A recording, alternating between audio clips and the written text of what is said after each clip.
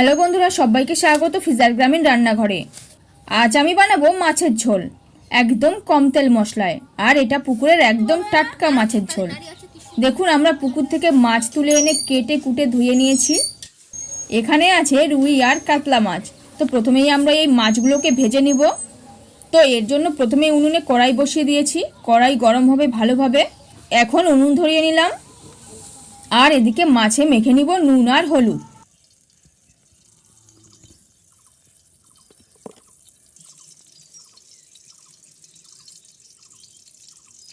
কড়াইতে তেল দিয়েছি।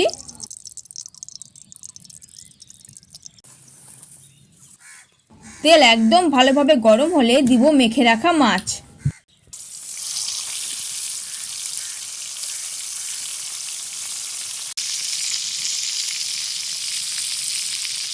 উল্টে পাল্টে সবগুলো মাছ ভেজে নিব। পুকুরের টাটকা মাছের কিন্তু স্বাদই আলাদা।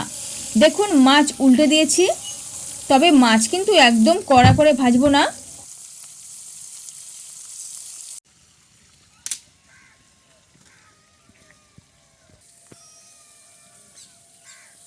আমি সবগুলো মাছ ভেজে নিয়েছি। এবারে শুধু মাথা ভাজবো।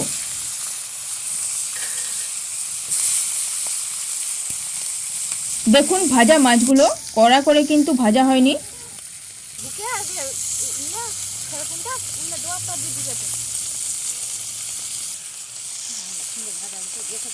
মাথা দুটো আমি ভেজে তুলে নিলাম।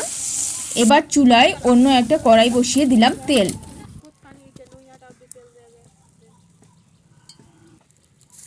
তেল গরম হলে দিব পেঁয়াজ বাটা। আমি কিন্তু এখানে পেঁয়াজ আগে থেকে কেটে বেটে রেখে দিয়েছিলাম। এটা দিলাম। এবারে পেঁয়াজ সহ তেল কিছুক্ষণ হবে।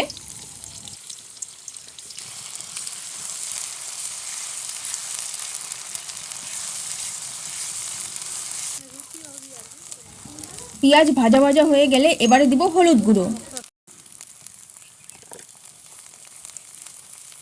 একটু জল, যাতে পেঁয়াজের তলায় লেগে না যায়, জিরা বাটা,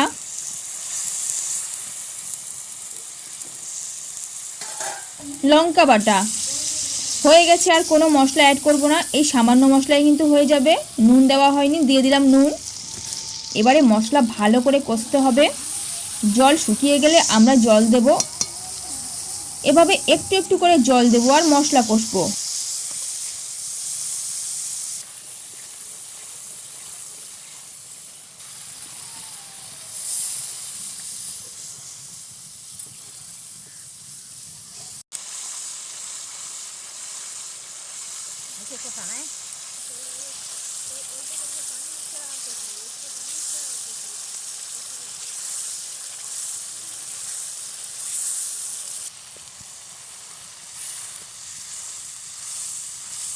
মশলা একদম কষানো হয়ে গেছে, পেঁয়াজ একদম ঝোলের সাথে মিশে গেছে।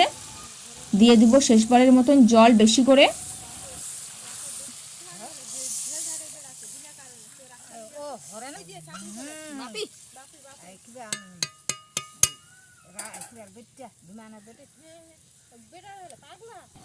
আরও একটু জল দেব। এবার কিন্তু বেশি পরিমাণে জাল দিতে হবে। দেখুন, কিছুক্ষণ পরে বলক চলে এসছে। এবারে দেব ভেজে রাখা মাছ।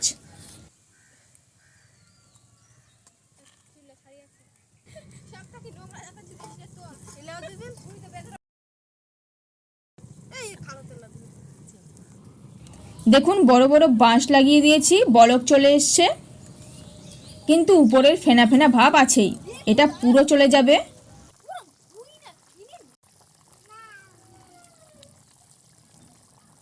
দেখুন, ঝোলে আর কোনো ফেনা ফেনা ভাব নেই, সব চলে গেছে। তো আমাদের মাছের ঝোল একদম কমপ্লিট। তো এই ছিল বন্ধুরা আজকের এই রেসিপিটি। তো এই রেসিপি আপনাদের কেমন লাগলো তা নিচের কমেন্টে জানান। আর ভিডিওটি ভালো লেগে থাকলে একটি লাইক করুন, চ্যানেলটির সাথে অবশ্যই সাবস্ক্রাইব করুন।